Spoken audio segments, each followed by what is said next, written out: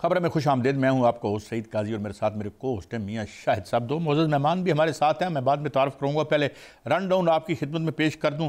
तालिबान किस एजेंडे पे काम कर रहे हैं और जो ताज़ा तरीन खबरें आई हैं, डिस्पाइट ऑल और एफर्ट्स, कुछ लगता है कि कोई ब्रेक थ्रू हो रही है, नहीं हो रही। हम अपने अहम माहिरीन से ये पूछेंगे और साथ साथ मोटिवेशन क्या है और क्या सिलसिला है, इसमें को हम समझने की कोशिश करेंगे। उधर भारत बार बार कराची पर हमले की बात कर रहा है। हमने उनके कोई जो स्पाई, उनके जो जहाज़ वगैरह है, उनको भी हमने इंटरसेप्ट किया है।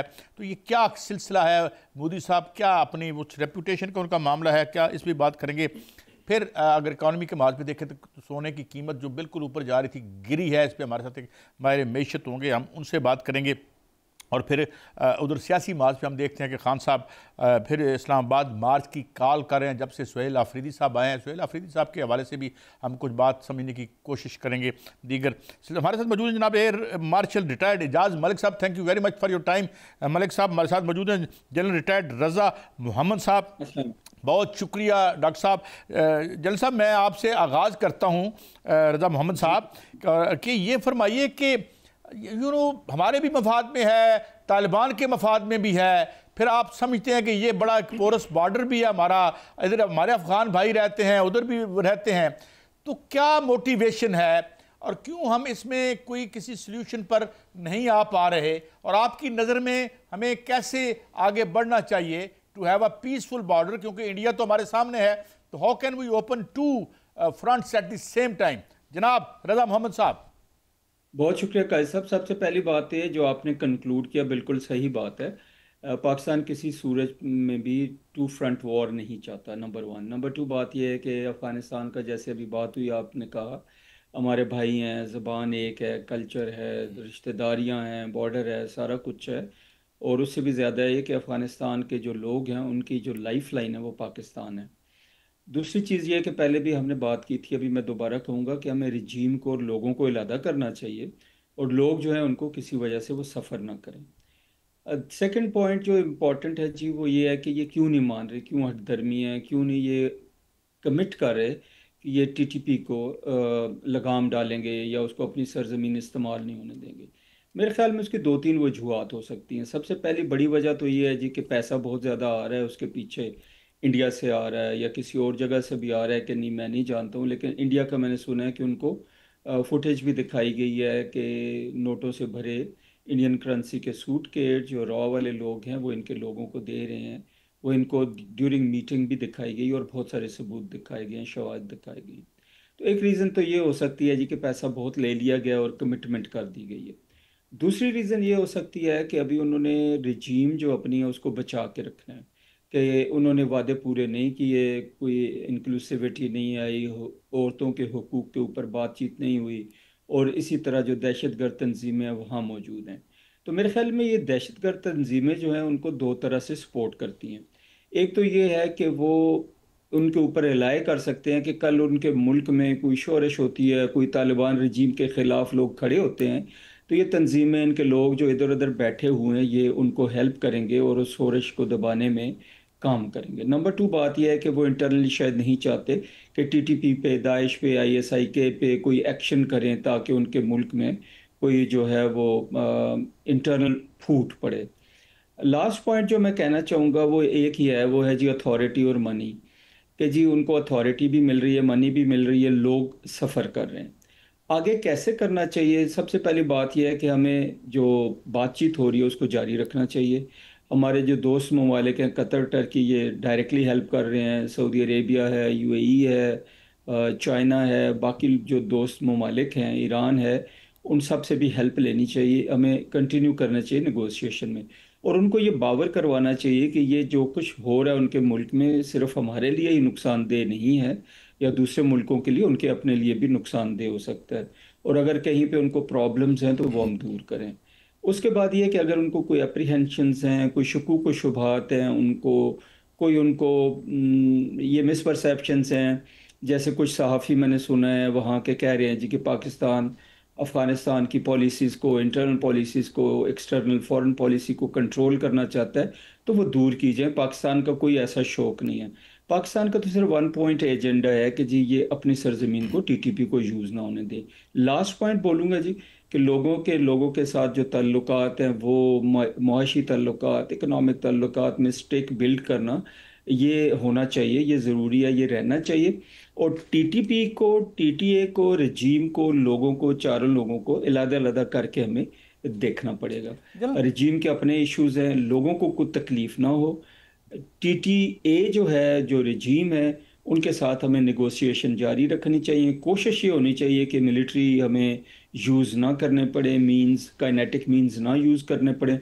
अलबत्ता टीटीपी जो है उसके ख़िलाफ़ पूरी एक स्ट्रेटजी बना के होल ऑफ नेशन अप्रोच होनी चाहिए कि पूरी कौम यकजा होके उनके खिलाफ खड़ी हो। तो जनरल साहब ये बिल्कुल इस ठीक है। तरीके से एयर मैं मार्शल साहब, समझता मेरा हूँ कि आपसे ये सवाल अच्छा एक होगा वे कि फॉरवर्ड। तालिबान के साथ जो इस्तांबुल में मुज़ाकरात हो रहे हैं वहाँ पर वो गरेज़ा हैं किसी भी एग्रीमेंट को तहरीरी तौर पर लिखने से, और जो दहशतगर्द हैं उनकी सरपरस्ती से जो पीछे नहीं हट रहे। एक तो बात तय है जनरल एयर मार्शल साहब के जो भारत है और इजराइल, इनका गठजोड़ तो सामने आ चुका है, और तालिबान का और भारत का गठजोड़ भी सामने आ चुका है। अगर इन सबको मिला के पढ़ा जाए, देखा जाए, तो फिर इस खित्ते के लिए कितना ये जो है ख़तरनाक साबित हो सकता है। और दूसरा ये है कि अभी जनरल साहब फरमा रहे थे कि हम उनसे जंग नहीं चाहते, लेकिन अगर ये मुज़ाकरात नाकाम हो जाते हैं और वो दहशतगर्दों की सरपरस्ती नहीं छोड़ते, तो ख्वाजा आसिफ साहब कहते हैं कि खुली जंग होगी। तो फिर खुली जंग होगी सर? जी देखें, सबसे पहली बात तो ये है कि ये जो मुज़ाकरात अभी हो रहे हैं ये उस सीज़ फायर के बाद हो रहे हैं जिसके लिए अफ़गान तालिबान रजीम ने खुद रिक्वेस्ट की। और उसके साथ एक और चीज़ को भी रिफ़्रेश करने की ज़रूरत है कि ये चीज़ें इन टैंडम हो रही थी जब अफ़गान जो फॉरेन मिनिस्टर हैं वो एक हफ्ते के विजिट पे वो भारत में गए, जहाँ पे उनको बहुत एक्स्ट्रा ऑर्डिनरी उनको जो है वहाँ पे गर्मजोशी के साथ उनको रिसीव किया गया और उनका पूरा एक वीक लॉन्ग जो वहाँ पे विजिट था उसको कंडक्ट किया गया। तो अब हम ये देखते हैं कि वो मुज़ाकरात जिसके लिए उन्होंने खुद रिक्वेस्ट की और जिसमें मेडिएशन जो है पहले उसमें ईरान और इवन चीन का भी नाम लिया जा रहा था, फिर अल्टीमेटली ये कतर ने इसको स्पॉन्सर किया, तुर्किया इसमें आ गया। तो पहला राउंड जो है उसमें पाकिस्तान ने बड़ी फ्लेक्सिबिलिटी दिखाई। उनका जो एक फर्स्ट एक राउंड का एक ड्राफ्ट जो कम्युनिके बन रहा था उसमें उन्होंने कई नुकात पे एतराज़ किया। तो जो न्यूज़ है उसके मुताबिक पाकिस्तान ने उसमें कई चीज़ों को उनकी ख्वाहिश पर तो तब्दील भी किया। तो इससे ज़्यादा फ्लेक्सिबिलिटी जाहिर है पाकिस्तान नहीं दिखा सकता।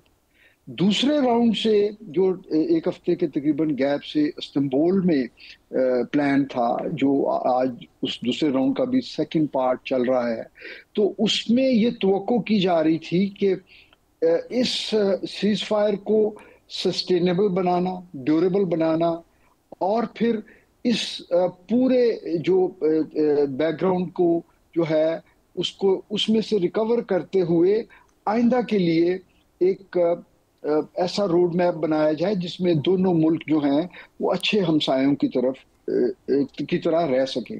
और जैसे अभी जनरल साहब फरमा रहे थे, पाकिस्तान के ऐसे कोई अज़ाइम नहीं है।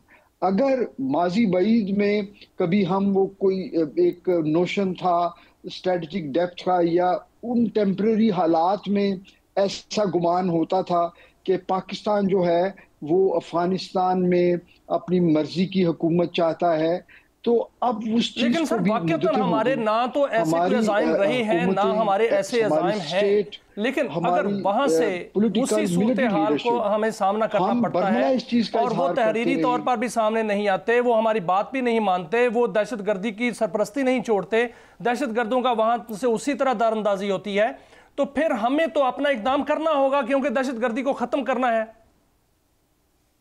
जी बिल्कुल, देखिए जी, इसके अंदर कोई जो है अबहम नहीं है कि सबसे पहली बात तो ये है कि उनको जो बॉर्डर है, इंटरनेशनल बॉर्डर, उसको तस्लीम करना होगा, उसके तकद्दुस को जो है उसकी सेंटिटी को उनको तस्लीम करना होगा और मेक श्योर करें कि वो खुद, उनके जो है यूनिफॉर्म लोग या उनकी सरजमीन पे रहने वाले ऐसे लोग जिनको हम नॉन स्टेट एक्टर्स कहते हैं, वो किसी तरह उस सरजमीन को पाकिस्तान के इस्तेमाल ना करें। तो इसके ऊपर तो कोई कॉम्प्रोमाइज नहीं। अब आगे बात आती है कि क्या ये उनकी इंटेंट में कोई मसला है या कैपेसिटी में कोई मसला है। तो मेरा तो ये कंसिडर्ड ओपिनियन है कि कैपेसिटी इश्यूज हो सकते हैं लेकिन उसका हल होता है। असल मसला जो है वो इंटेंट का है। अगर उनकी इंटेंट हो तो ये मसला हल हो सकता है, लेकिन अभी इस वक्त वो हठधर्मी का मुजाहरा क्यों कर रहे हैं? बज़ाहिर ये लगता है कि भारत ने उनको इस तरह की कोई जो है अश्योरेंसेस दी हैं कि वो उनके हाथों में इस वक्त जो है साहब, खेल रहे हैं। भारत के आपने जिक्र किया जनरल साहब, मैं आपका इस पर टेक चाहूँगा।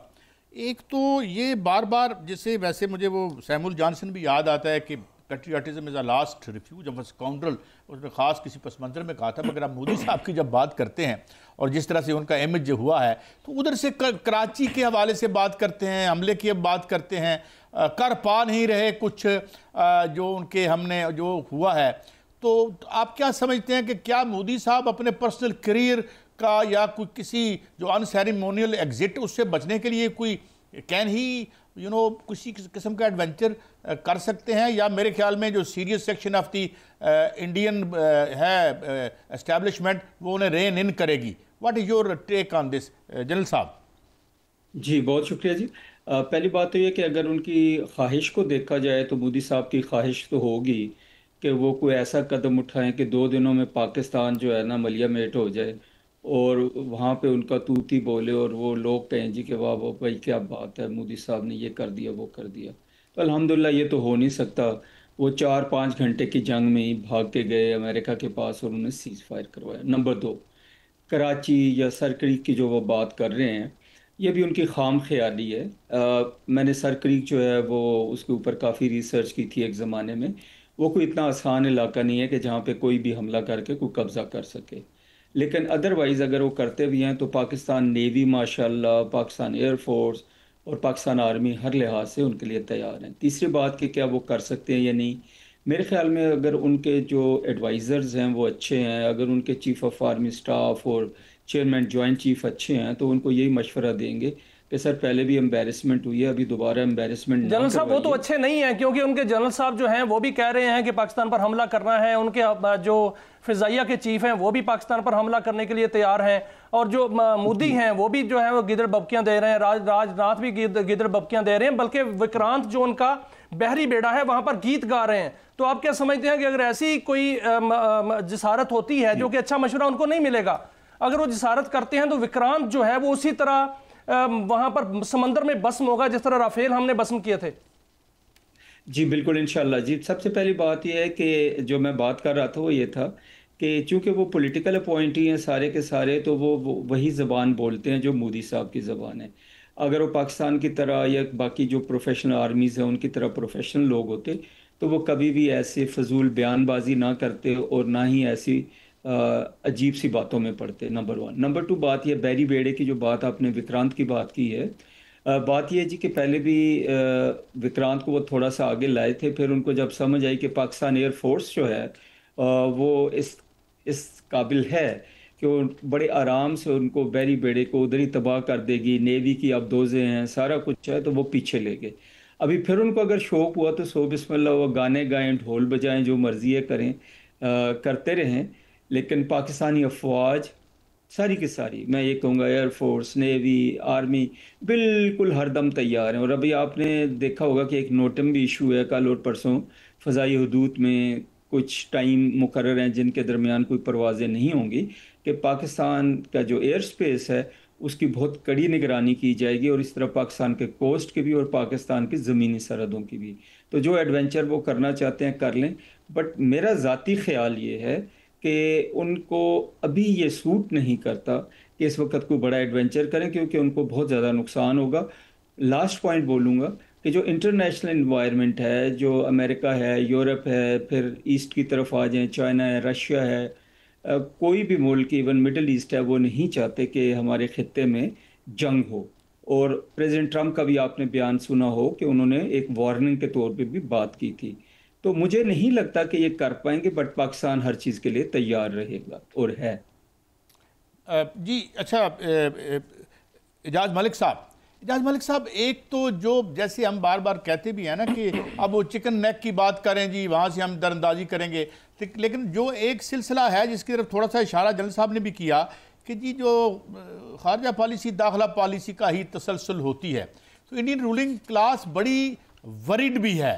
नेपाल में जो हुआ उसकी वजह से, जो उनके अंदर हुआ उसकी वजह से, और वहाँ पे बड़ी सियासी बेचैनी है। Do you think it can also necessitate for ये रूलिंग, और फिर ये अभी जनरल साहब भी कह रहे थे कि हमने वो कुछ लॉक किए हैं और उन्होंने दरअंदाजी की कोशिश भी की है, तो क्या ये हो सकता है कि इंडियन रूलिंग क्लास देखे कि ये अंदर के क्राइसिस को बाहर की तरफ क्यों ना रुख दे दिया जाए, और माजी में हम देखते भी रहे हैं। मलिक साहब जी देखें, अगर तो आप किसी भी जो एक नॉलेज बेस्ड और एक रिसर्च बेस्ड जो अगर इसके ऊपर डेलिब्रेशंस करें, तो उनको बिल्कुल ऐसा नहीं करना चाहिए।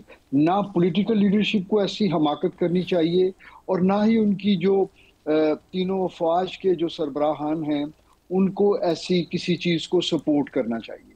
देखिए, एक जंग वो अभी करके निकले हैं, उस जंग में प्रीडोमिनेंटली अगरचे एयरफोर्स थी, लेकिन पाकिस्तान की आर्मी ने जो है जिन एरियाज में ज़्यादा टेंशन थी उस एरिया में पाकिस्तान आर्मी ने लैंड बेस जो है रिस्पांस, उसके ज़रिए उन्होंने भी बहुत शानदार जो है कामयाबी हासिल की। तो उसके बाद तो इस चीज़ का तो कोई क्वेश्चन नहीं है कि वो दोबारा यही गलती करें। देखिए, जब आप एक ही चीज़ को रिपीट करेंगे तो उसी का नतीजा भी सेम ही होगा। तो अब उनके जहन में यकीनन एक तड़प तो है कि ना सिर्फ ये कि उन्होंने अपने पॉलिटिकल जो उनको डेंट पड़ा है अपनी गुडविल पे डोमेस्टिक पॉलिटिक्स के हवाले से, उसको उन्होंने रिपेयर करना है, और दूसरे उन्होंने बदला भी लेना है। देखिए, ये अगर आप उनके शूज में जाके सोचें तो उनके जाहिर है उनको जितनी हजीमत उठानी पड़ी, उसके बाद बदला लेना उनकी एक फितरी ख्वाहिश वो है और होनी चाहिए। लेकिन उसके लिए वो क्या करें, वो अब शायद एक नई बात करें कि वो ये समझते हुए कि शायद अब चूंकि पहले जंग में नेवल साइड जो है हमारा जो सदर्न कोस्टल एरियाज हैं और उसमें जो हमारा एयर मार्शल साहब, ये तो हो गई इसकी बात तो भारत की ये हो रही है, लेकिन जो मैं आपसे गाइडेंस चाहूँगा, टाइम थोड़ा है, कि इस्तांबुल में जो मुज़ाकरात हो रहे हैं उसमें सालिस जो हैं वो टर्किया है और कतर है। अगर तालिबान हटदर्मी पर कायम रहते हैं तो उनकी पोजीशन क्या होगी? और ये भी खबर आ रही है कि अगर ऐसी सूरत हाल में कि तालिबान जो है हटदर्मी पर रहते हैं और दहशतगर्दी ख़त्म नहीं होती और दहशतगर्दी और दरअंदाजी होती है, तो फिर टर्किया जो है वो भी अपनी सरहद से दहशतगर्दी के खिलाफ कार्रवाई करेगा। अच्छा जी, इसके बारे में ये टर्किया का ये इंटेंट या इस तरह की कोई जो है स्पेकुलेशन, मेरे पास ऐसा कोई क्रेडिबल इंफॉर्मेशन नहीं है। लेकिन ये अगर इस तरह होता है तो इसमें सबसे पहली बात तो ये है कि इसका मतलब ये है कि अफगान साइड जो है वो अपने मुल्क का, अपने लोगों का भला नहीं चाहते, और वो भारत के ईमा पे ये कर रहे हैं। और पाकिस्तान के पास फिर क्या चॉइसेस रह जाती हैं?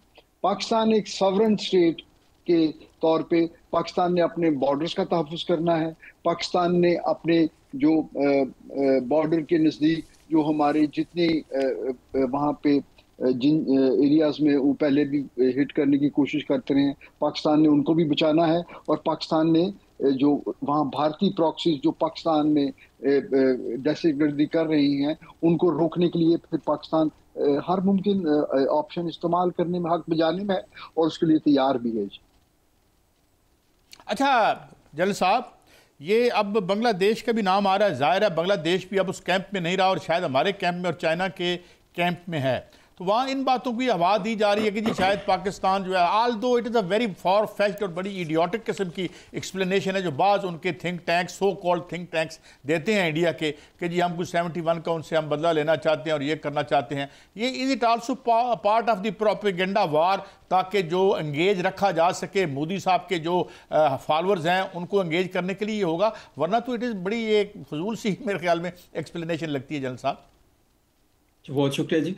सबसे पहली बात यह कि पाकिस्तान और बांग्लादेश बहुत ही ज़िम्मेदार रियासतें हैं अल्हम्दुलिल्लाह, और पाकिस्तान और बांग्लादेश के जो ताल्लुकात अच्छे हो रहे हैं आहिस्ता आहिस्ता, वो किसी तीसरे मुल्क के ख़िलाफ़ नहीं है। ये नहीं समझना चाहिए कि पाकिस्तान और बांग्लादेश मिल के इंडिया के ख़िलाफ़ या किसी और मुल्क के ख़िलाफ़ जो है किसी किस्म की कोई मिलिट्री कार्रवाई करेंगे। इवन इकोनॉमिक्स में भी पाकिस्तान और बांग्लादेश मिल के किसी का भी इंटरेस्ट हार्म नहीं करना चाहेंगे। दूसरी बात ये, पाकिस्तान और जो बांग्लादेश के ताल्लुकात आपस में बेहतर होते जा रहे हैं, वो ग्रेजुअली हो रहे हैं, और ये टाइम लगेगा कि एक ख़ास नहज तक पहुँचे जहाँ पे हमारा इकनॉमिक जो मुआशी तहावन है और जो मिलिट्री तावन है, तालीमी तावन है, कल्चरल कोऑपरेशन है, ये एक ख़ास लेवल पे आके बढ़ जाए। जो ये फार-फेच्ड आइडियाज़ हैं कि पाकिस्तान चिकन नेक से कोई इन्फिल्ट्रेशन करके तो इंडिया में कुछ करेगा, आई डोंट थिंक कि पाकिस्तान जो है वो ऐसी कोई फजूल सोचें रखता है। पाकिस्तान के कोई ऑफेंसिव डिज़ाइंस नहीं है, पाकिस्तान के कोई ऐसे डिज़ाइंस नहीं है कि जी वो जनरल साहब बहुत शुक्रिया for you always you know, हमें आप रहनुमाई करते हैं। जनरल रज़ा मोहम्मद साहब थे रिटायर्ड, जनाब air marshal retired Ejaz Malik साहब थे, तो ये टफ टॉक वो करते ही रहेंगे अपनी पब्लिक की कंजम्पशन के लिए। उनमें हिम्मत और ताकत तो खैर कम ही लगती है। बहरहाल we should be very much prepared for any eventuality. Break के बाद हाज़िर होते हैं तो बात करेंगे थोड़ी बहुत इमरान खान साहब के और इस्लामाबाद पे दोबारा, और फिर जो नए CM साहब आए हैं वो क्या मामला है और ये क्या और असल इश्यूज़ नीचे ज़मीन पर क्या है, एक ब्रेक के बाद।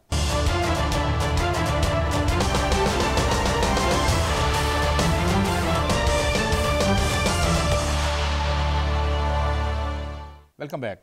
मियाँ साहब, अब एक हमारी अंदरूनी सूरत हाल भी तो आप देख रहे हैं जिस किस्म की है। एक नए CM साहब आए हैं KPK में, फॉरेन अगेंस्ट हम बहुत कुछ उनके हवाले से सुन रहे हैं, वो भी बड़ी टफ टॉक कर रहे हैं। इधर से भी हम देखते हैं कि जो पूरा कमेंटेरिएट जो है माशाल्लाह वो भी अनलीश हो गए उन पर। एक उनके जो हमायती हैं वो भी जो है वो बड़ी जिस तरीके से उनको बता रहे हैं।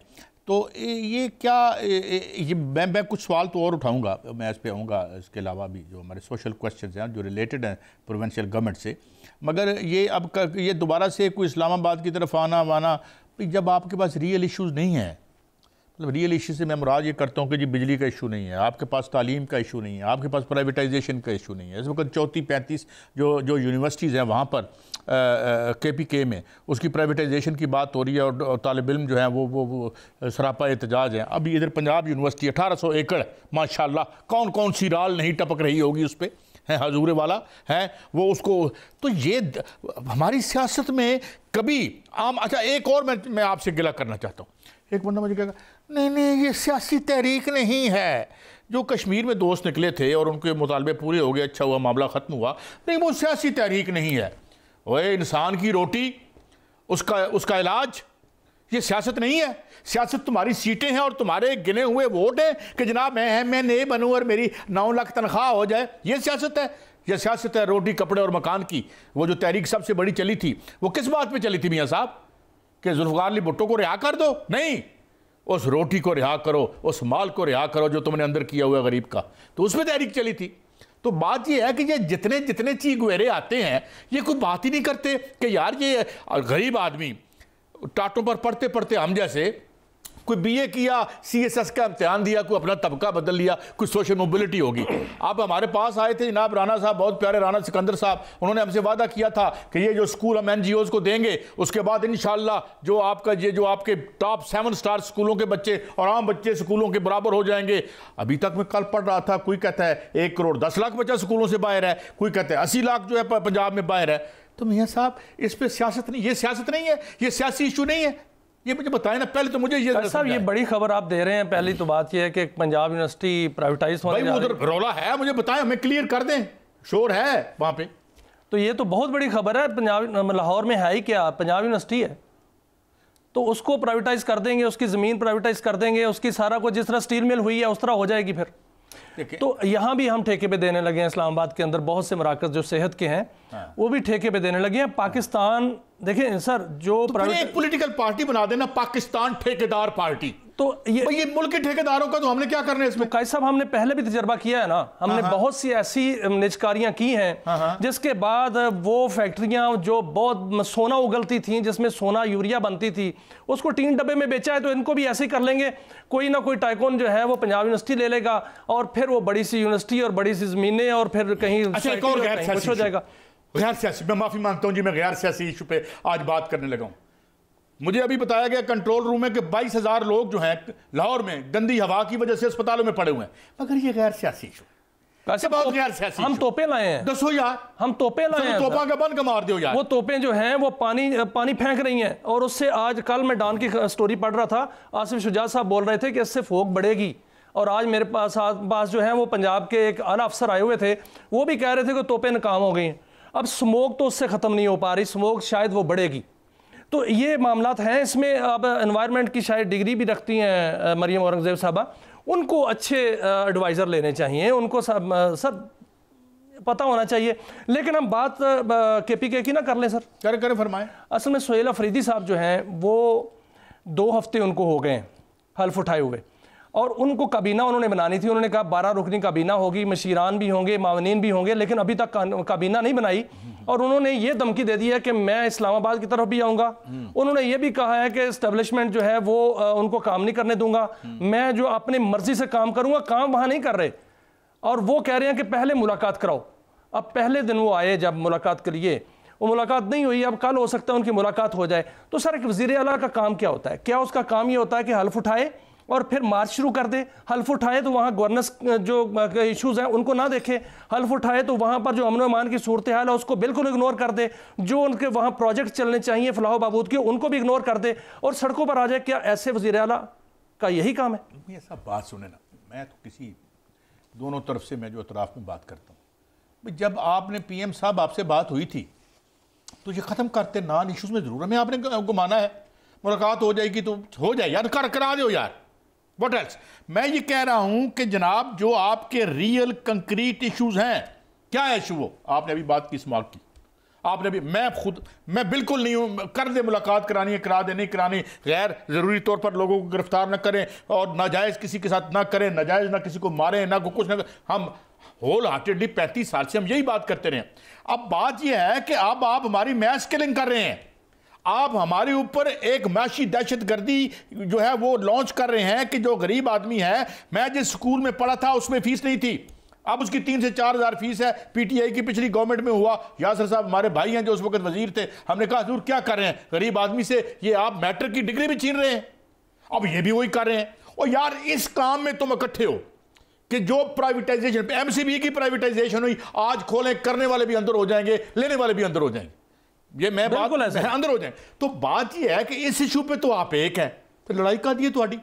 अगर आपने 33 यूनिवर्सिटी वो भी बेचनी है, ये पंजाब यूनिवर्सिटी में जो गरीब आदमी पढ़ लेता था पहले ही आपने फीसें इतनी कर दी हैं। गवर्नमेंट कॉलेज जो था वहाँ FC कॉलेज में मैं पढ़ा हूँ, MA तक मैंने एक आना फीस नहीं दी, गरीब आदमी भी पढ़ गया।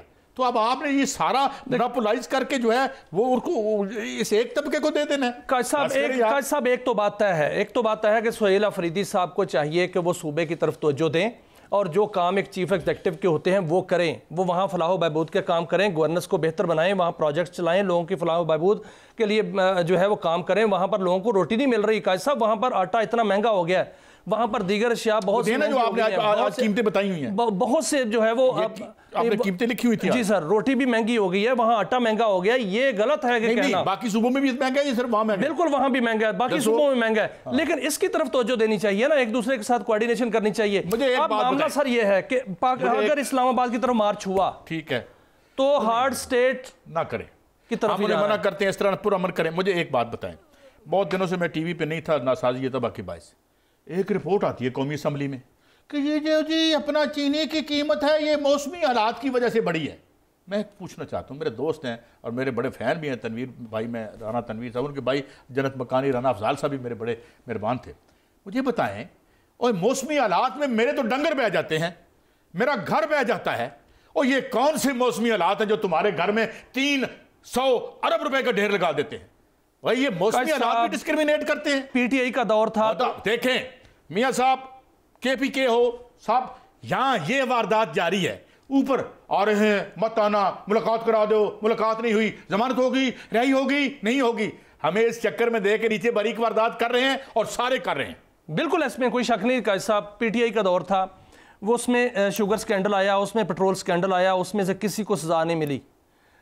ये पीडीएम का दौर आया, उसमें भी ये स्कैंडल आए, किसी को सजा नहीं मिली। अब ये दौर आया, इसमें गंदम स्कैंडल भी आया और इसमें वो भी शुगर स्कैंडल भी आया और मौसमी हालात पे फेंक दिया हमने। ब्रेक है, मगर मैं ब्रेक के जाने से पहले दरखास्त करता हूं तमाम दानश्वरों से जो कहते हैं ये सियासी तहरीक नहीं थी जो कश्मीर में चली, कोई इधर चली, यही सियासी तहरीक है, यही चलेगी, बाकी 2 नंबर तहरीकों की तरफ अवाम मुड़ के भी नहीं देखेंगे, कोशिश कर लें चला के, चलेगी तो रोटी पे चलेगी। ये जेन जी नहीं है, जेन बी है, जेन भूख, ये भूख है, इसी पे तहरीकें चलती हैं, इसी पे माजी में चली थी, आइंदा भी इसी पे चलेंगी। ब्रेक के बाद हाजिर होते हैं और देखते हैं मैशत के हवाले से हमारे साथ मौजूद होंगे खाकान नजीब, डॉक्टर खाकान नजीब साहब पॉलिटिकल इकोनॉमिस्ट हैं, उनसे हम रहनुमाई हासिल करेंगे और ये सोने के साथ क्या हो रहा है। और बहरहाल एक ब्रेक के बाद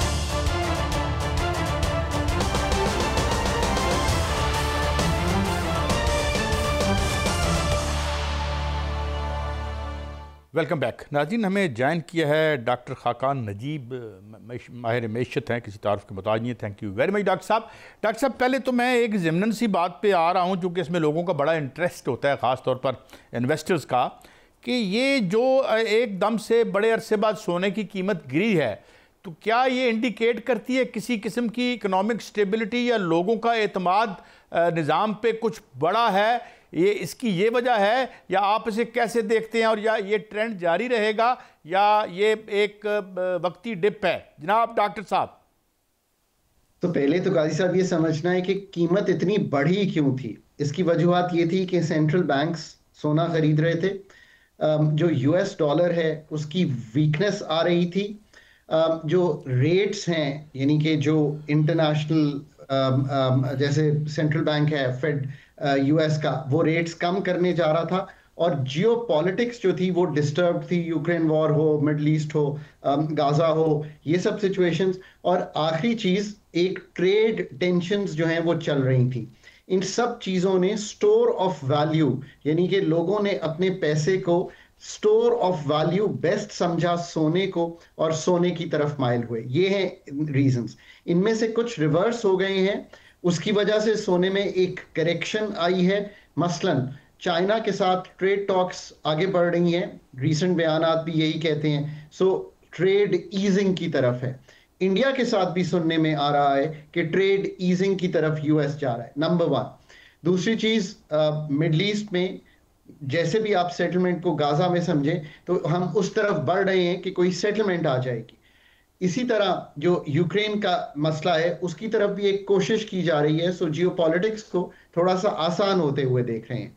और आखिरी चीज जो सबसे ज्यादा इंपॉर्टेंट है, बहुत टॉपिश हो गई थी, बहुत बाइंग कर ली थी, अब बस 100 रुपए थे, आपने लेवरेज करके 200 का सोना खरीद दिया। सो कुछ पोजीशंस की क्लियरेंस जिन्होंने बहुत पैसे बना लिए थे वो भी होने को आई है, और स्टॉक मार्केट में पैसा दोबारा गया है। The market today for example, आज ही अगर हम बात करें तो इंटरनेशनल मार्केट्स बहुत अच्छी खुली हैं, क्योंकि पैसा जो है अब उन एसेट्स में, एआई के एसेट्स में और डिसरप्टिव एसेट्स में, ईवी के एसेट्स में दुनिया में लोगों ने शिफ्ट किया है। ये वो वजूहत हैं जिसकी वजह से करेक्शन आई है।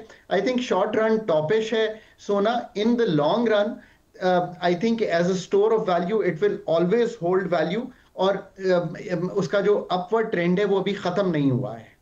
डॉक्टर साहब, कितनी कमी आ सकती है सोने की कीमतों में, क्योंकि $4080 तक जो है वो सोने की कीमत गई है, क्या इससे कम होकर ये उस सतह पे आ सकती है जिस पे 3000, 3500, 2000 तक? I think that's a long way of. ऐसा तो शायद नहीं मुमकिन होगा, क्योंकि जो इस वक्त बाइंग है as a store of value वो कायम है। यूएस के रेट्स और कम होने जा रहे हैं, so opportunity cost of holding gold will be better not worse. Short term correction के बाद आई थिंक कि ट्रेंड जो है वो अभी भी, मोमेंटम भी जो है वो अपवर्ड ही है, डाउनवर्ड नहीं है। बट जिस तरह की राइज 3000 से 4000 की क्विकली देखी है, शायद वो होल्ड ना करे, it may be a more steady rise, but उस तरह का जो फॉल आप समझ रहे हैं आई डोंट थिंक ऐसे। सब जितने भी आपने अवामल बयान किए हैं, जिसमें तजारत का भी बात की, गजा की बात की, दीगर जो अवामल बात की है जिससे जो सोने की कीमत बढ़ रही थी, इस पे साथ साथ ये देखने में आ रहा है कि जो डॉलर है उसका ट्रेंड नीचे जा रहा है, आलमी सतह पे उसका जो है वो कीमत कम हो रही है। आप क्या समझते हैं कि डॉलर भी अब संभल पाएगा या डॉलर मजीद कम होगा? देखिए, डॉलर में चूंकि जो इस वक्त फेड का इंटरेस्ट रेट है वो कम हो रहा है, और अगले आने वाली फेड की अनकरीब मीटिंग में उम्मीद की जा सकती है कि 0.25% और कम हो जाएगा, क्योंकि यूएस इन्फ्लेशन संभलती नजर आ रही है और इन्फ्लेशनरी ट्रेंड शायद टूट गया है वहां पे।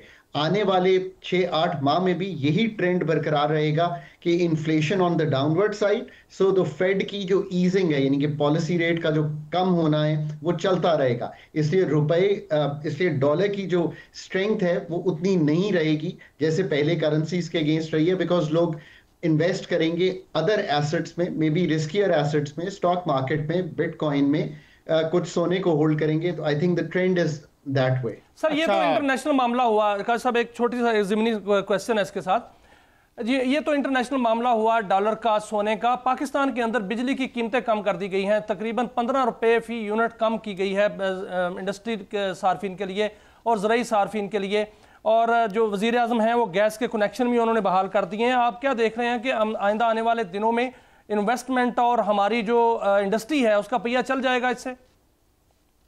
एक तो याद रखिए कि पाकिस्तान का जो इन्वेस्टमेंट टू जीडीपी रेशियो है वो 13-14% के करीब है। पहले 18% तक गया था आज से कई साल पहले, तो ये नीचे आ गया। यानी कि हम as a percentage of our GDP, जो इकोनॉमी का हजम है, हम 13%, 13.5% इन्वेस्ट करते हैं। ये निहायत ही कमजोर है शाहिद साहब।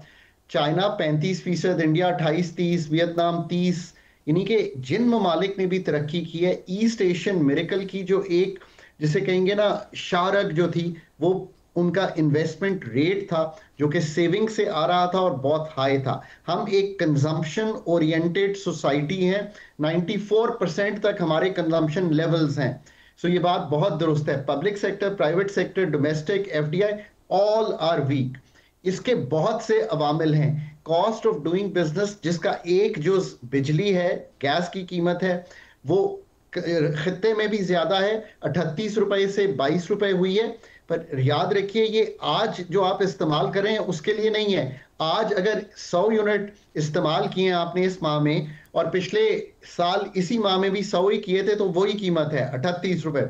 जो 10 ऊपर इस्तेमाल करने जाएंगे, इंडस्ट्री को 10% बढ़ा के चलाएंगे, तो आपको 22 रुपए की कीमत। अच्छा डॉक्टर साहब, मैं एक और आपसे, आज एक आर्टिकल भी आया है डॉक्टर इकरामुल हक का, नेपरा ने जो है वो आउटसोर्स किया है ऑडिट को। मौसूफ के जो हेड हैं बकौल दिस आर्टिकल को इन एक्सेस ऑफ 32 लाख रुपए तनख्वाह हासिल फरमाते हैं, और वो नीचे तक जो है यही इनके हैं। खुद इनके पास लोग मौजूद हैं जो ये ऑडिट कर सकते हैं। इससे पहले जो एक रिपोर्ट आई थी इमरान खान साहब के दौर में, जिसमें उन्होंने कहा था जी ये थे एक अब्दुल्ला अबू बकर अब्दुल्ला बड़े बड़े अपराइट अफसर समझे जाते हैं, उनको कहना बंद कर दो खुदा दा वास्ता जी। Number one, first part of the question. Another good news within the inverted commas कि हमें एक और रोल ओवर मिल गया है सऊदी अरब से, और शायद डेफर्ड पेमेंट पे मिल जाए। इस पे हमें बगलें बजानी चाहिए या हमें शर्मसार होना चाहिए और नेपरा को बंद कर दें? अगर हमने आउटसोर्स करके उनको पैसे देने हैं और नेपरा से, क्योंकि अगर हम इनको निकाल देंगे तो शायद वो कुछ ज़्यादा ऑनेस्ट रिपोर्ट हमें आ जाए। तो डोंट यू थिंक कि ये it's too little and too late, और ये एक दीवार चीन है जिससे टकरा के हर डीएफआई या एफडीआई वापस चली जाएगी? डॉक्टर साहब, पाकिस्तान ने, मैं जब हम हुकूमत में थे तो मैं ये हमेशा कहता था कि हीट रेट ऑडिट करवाना चाहिए, जिससे आपको पता चलेगा कि जो तेल क्लेम किया जा रहा है इस्तेमाल होने में, जिसकी कीमत आपसे ली जा रही है in terms of the electricity price, वो ठीक है कि नहीं है। ज़माने गुजर गए, हीट रेट ऑडिट नहीं हो सका। ये बात आपकी बहुत इम्पॉर्टेंट और बहुत दुरुस्त है। ये जो ऑडिट का निज़ाम है टैक्सेशन से लेके नेपरा तक, ये पाकिस्तान में हम बना नहीं पाए सही तरह पे, और इसको सही बनाना और इसको सही इफेक्टिवली इस्तेमाल करना हमें ये बताता है कि अगर आप 5% लोगों का भी ऑडिट करते हैं तो आपको पता चलता है कि 5 में से क्या फीसद है जो ठीक नहीं है, फिर आप आगे बढ़ेंगे। 5 के 5% में प्रॉब्लम है, so it is an extremely important thing. अगर रेगुलेटरी रिफॉर्म का कोई सबसे अहम जुज़ है ना, तो वो है जो आपने सामने रखे, पाकिस्तान में रेगुलेटरी एक्सपीरियंस के लोग बहुत कम हैं। हम अभी भी रेगुलेटरी जो जिसे कहेंगे होल पैराफिनेलिया है, 10-15 साल पुराना है, उसको एक पार्किंग स्पॉट ऑफ पीपल समझकर चला रहे हैं। हालांकि इसका फंक्शन बहुत ही इंपॉर्टेंट है। ये पूरे प्राइवेट मैं सेक्टर एक को और डॉक्टर साहब, मैं एक रेगुलेट करता है। चीज़ कोट करना चाहता हूं। मैंने आज गौहर एजाज साहब जो हमारे इंडस्ट्रियलिस्ट हैं और रेप्टमा के चेयरमैन भी रहे हैं, आज मैंने उनके क्लिप देखा। उनका जनाब मैंने फैक्ट्रियां बंद करके तो कोई और काम शुरू कर लिया है। मेरा मतलब ये हम हमारे यहाँ जो डी इंडस्ट्रियलाइजेशन का प्रोसेस है, how important these people who own these IPPs are, that the whole state is hell-bent upon protecting them, or they are ready to sacrifice every damn thing that we have achieved so far in this country. ये कौन ताकतवर लोग हैं जिन्हें हम ना पूछ सकते हैं, ना नाम पूछ सकते हैं, ना इशारा कर सकते हैं, और पूरी सरकार और रियासत उनके तहफ़्फ़ुज़ में लगी हुई है। So the regulator is the right institution to be asking, जिसको भी वो पूछना चाहे, प्राइवेट IPPs को, गवर्नमेंट के IPPs को, गवर्नमेंट के अदारों को। एक तो ये बात है, that's why the regulatory mechanism is terribly important. दूसरी बात आपने जो सामने रखी है ना, वो बड़ी इंपॉर्टेंट है। देखिए, बहुत सी चीजें पाकिस्तान में तंजीमें नौ मांगती हैं। आपने कहा कि किसी ने हमारा रोल ओवर कर दिया, चलें सऊदी अरेबिया ने भी किया, UAE ने भी, सब रोल ओवर्स हो गए हैं। 14-15 अरब डॉलर का हर साल का रोल ओवर जो है वो मिल जाएगा आपको। ये आपको जो आपने कहा कि शुड वी बी हैप्पी, और कैसे समझें इसको? ऐसे समझें कि एक टेल विंड मिल गई है, वक्त और स्पेस, कि एनर्जी सेक्टर की तंजीमें नौ, IPP से लेके डिस्ट्रीब्यूशन कंपनीज तक। मुझे it's always a great pleasure to have you on the show, और आप हमें गाइड करते हैं और हम बड़े बर्निंग क्वेश्चंस आपसे पूछते हैं और आप बेलाग तजुर्बा करते हैं। तो ये हैं वो इश्यूज, और मैं समझता हूँ कि जो हमने बिजली पे ये एंड किया है, ये बिजली अगर गिरती रहेगी तो हमारी इंडस्ट्री भस्म होती रहेगी। इसके लिए कौन उठेगा, क्या करेगा? SIFC देखेगी या वो भी नाकाम होगी? वक्त बताएगा। इसी पे इन्हिसार है हमारा। इजाज़त, कल फिर मिलेंगे। अल्लाह हाफ़िज़।